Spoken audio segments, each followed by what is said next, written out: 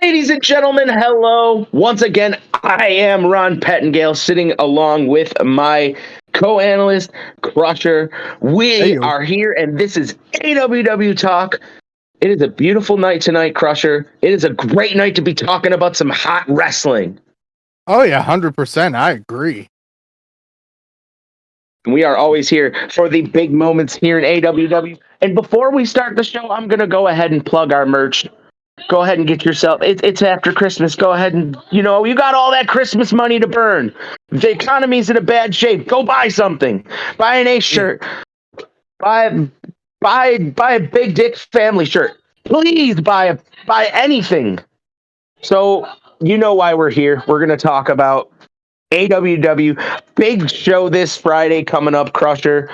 And we're gonna go ahead and talk about match number 1. We saw his tag team partner gain success in singles competition. Can he do it too? Shu is going to go one-on-one with Slotted. Whoo! Yeah, that's what I'm talking about. That is going to kick off AWW Friday night at 7 p.m. Oh, my goodness. What a way to start. Slotted versus Shu.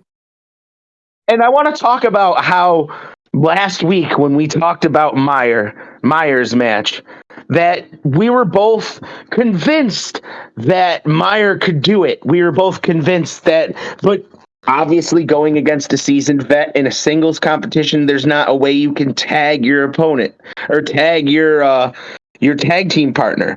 So this is going to be a huge step up for Shu. Is Shu going to be able to prove the same thing that his tag team partner has, and that he is capable of doing this on his own?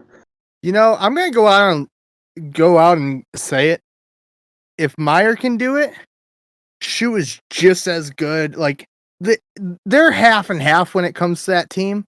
So I think Shu can also. I'll say this. It's not that I feel that Shu cannot do it. I just feel like this is going to be one of those moments where Shu's going to come real close. And here's the thing. I'm thinking of the what if. I'm not thinking of the actuality. I'm thinking of the what if Shu loses. Does he start to resent his tag team partner because he couldn't be a singles competitor, and he knows very well his tag team partner can? I think they have too much chemistry to let something like that get in. I agree, but I've seen bigger teams, better teams, more popular teams just lose steam and break apart because of things like that. Well, we almost saw it with Ice Age with Onyx, thinking Iceman was the Iceman that cheats in Warzone. That's what I'm saying. Like, dissension can happen very quickly, and you of all people should know dissension can happen very quickly between friends. We are all no strangers to dissension between friends on this show. Not at all. So we're going to talk about match 2 now. Max Cannon going to go one-on-one with Kevin Brooks.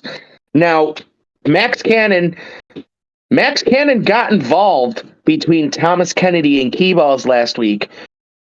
Or what? I can't remember what it was, but all I remember is that he told Kennedy that he put roofies in his I think in his Powerade or his whatever training drink, the drink he drinks when he's training. He must have slipped it in there while they were training, because there's no way, and I still say this, there's no absolute godly way that Thomas Kennedy lost to that fat slobby piece of crap. Yeah, I'm just saying. I agree.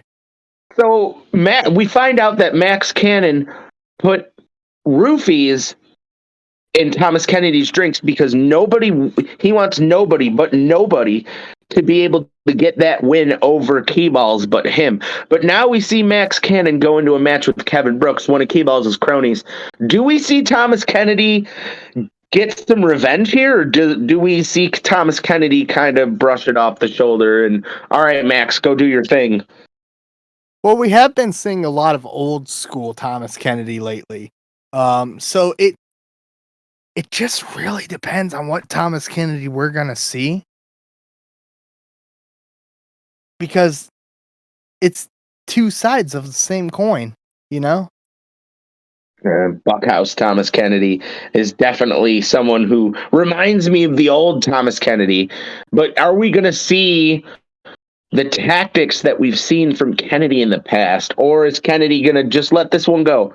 And this is Max Cannon's fight. But at the same time, I can understand because I caught up with Kennedy, and Kennedy had words saying that the main things I remember is Max Cannon couldn't get the job done, and I'll put my hands on whoever I want. And if he thinks he's going to get involved in one of my matches again, it was a lot of animosity there. And you got to understand that those two were friends.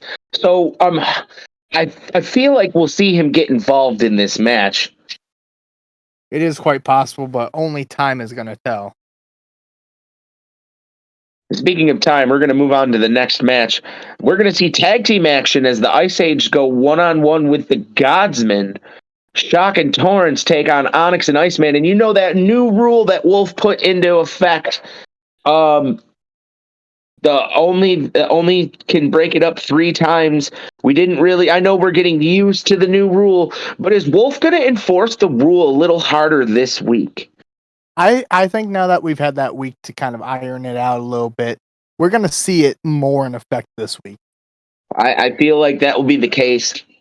I'm hoping that he's able to control that a little bit more. But honestly, I got to give this one. I'm going to have to give this one to the Godsmen. The Godsmen, and I know they're not going to have Crimson at ringside because he'll have a match later in the evening. However, Shock and Torrance have been a tag team longer elsewhere than Onyx and Iceman have.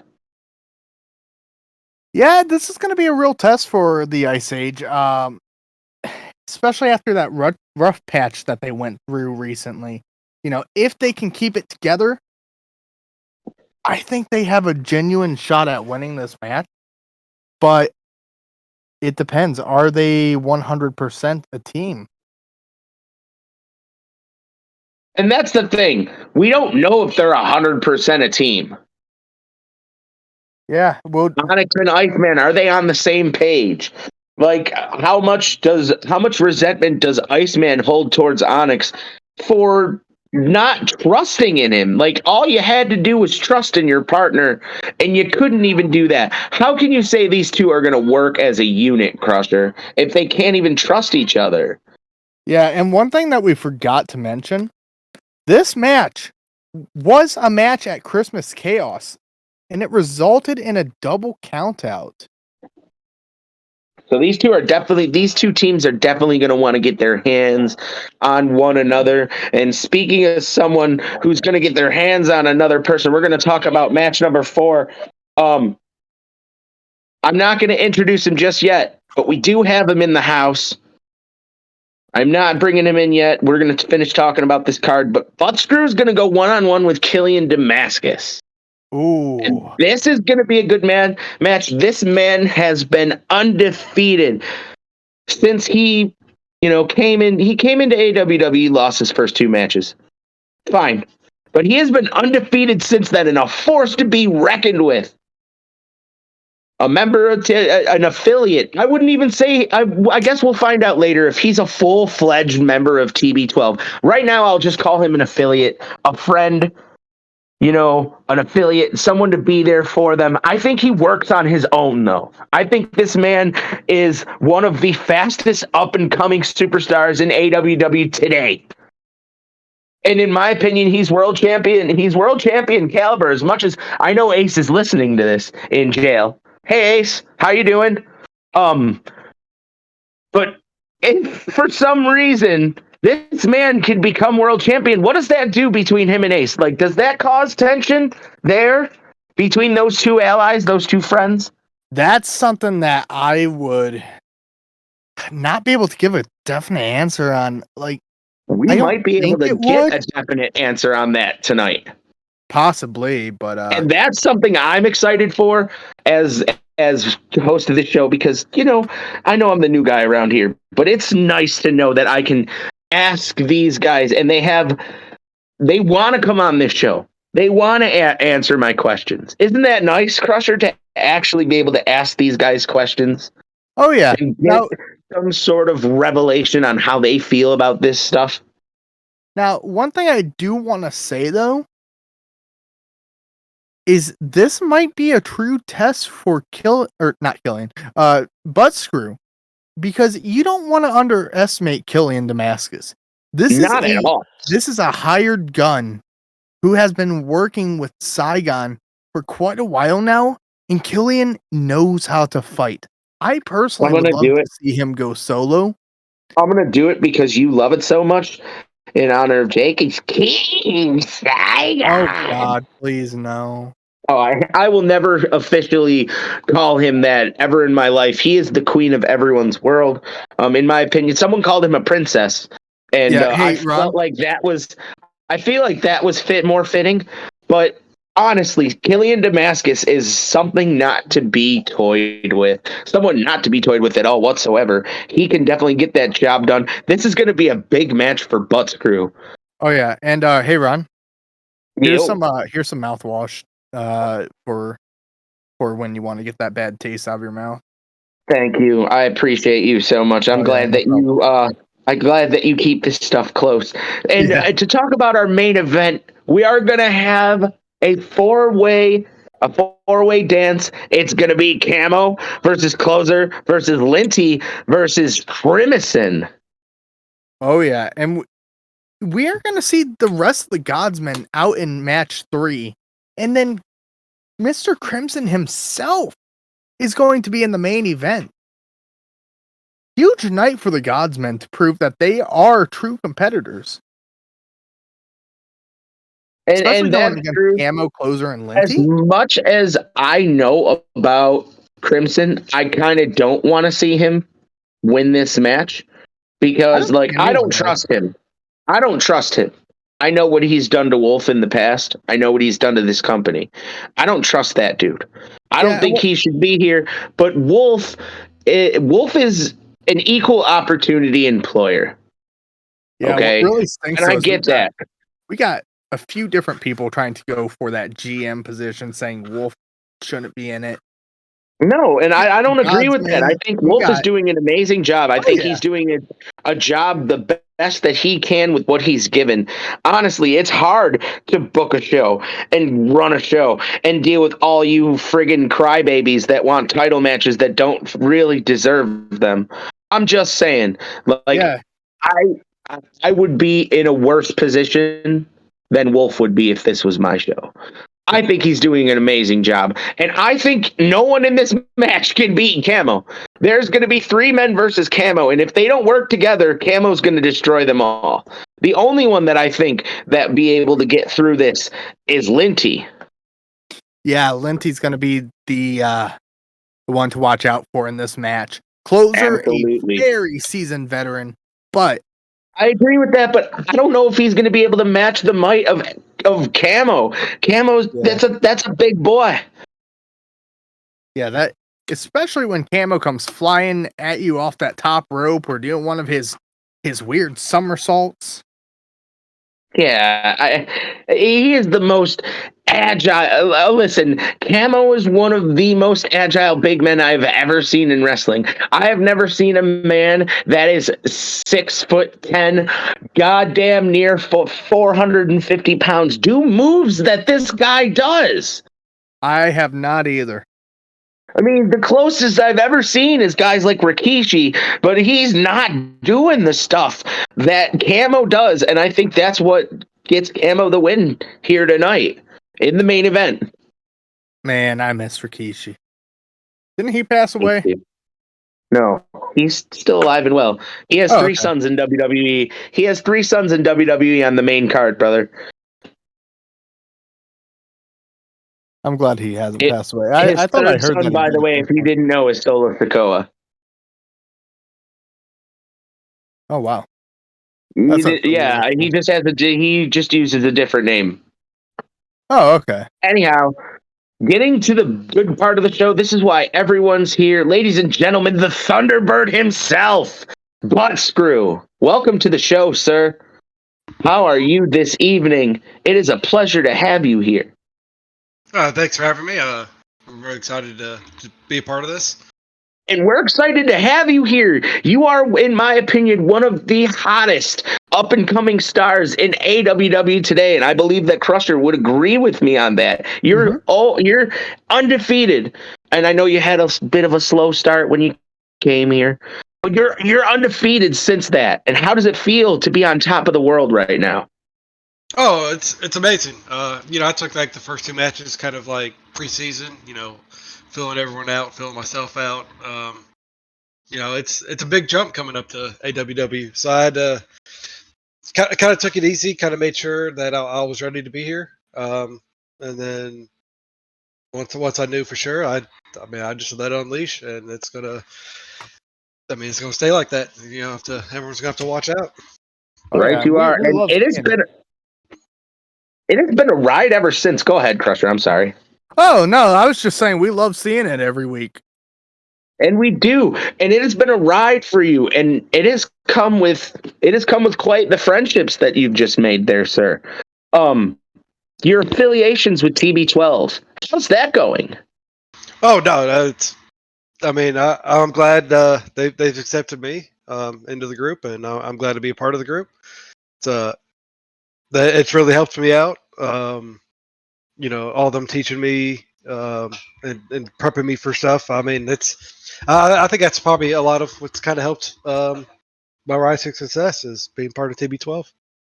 And speaking of rise to successes, in my opinion, and I said it earlier, and I know you were in the studio and you heard me say this, and you probably jumped for joy because I'm awesome and everybody loves me. So when I say something, I'm usually right about it. I feel like you could be the next AWW World Champion. You are World Champion material inside and out, sir. You walk it, you talk it, you're in the ring, and you bring it every single week when you come. Does that provide any sort of dissension between you and your leader, Ace? No, we have our tag team side that is just dominating, and now we have two guys that could be up there for world champion easily. So either way, we look at it as it's a team event. Even if it's Ace or if it's me, it's going to be back with TB12. And speaking of TB12, you guys have taken quite the hit recently. We know Ace is in jail. Your team kind of suffers a little bit with him not being around. Does that mean that you step up in his wake? Like, is it just like you guys treating it like a football game? Is next player up? You know what I mean? It's got to be for the good of the team, right? Yeah, exactly. We kind of, some of the military background, we kind of look at it as, sometimes the leader goes down, he gets hurt. Next guy's got to step up and help move the show going, move the platoon and everything. So it was just my time to step, and I'm just glad I can at least keep it going and give a good name for TB12. I'm glad that you feel that way about it. I'm going to give you a minute to address your fan base, and if you have anything that you want to say, now is the time to tell your fans how you feel about them. Well, I appreciate everyone out there. When I started, I always said, Snacks was all, oh man, I'm just gonna be the champion. I'm out here for the fans. So if I can make them happy, get more fans on the way, hey, that's what I'm here for. I'm gonna kind of jump a little bit up, but I know this next match coming up. I heard you guys talking about Damascus, and I've watched him fight.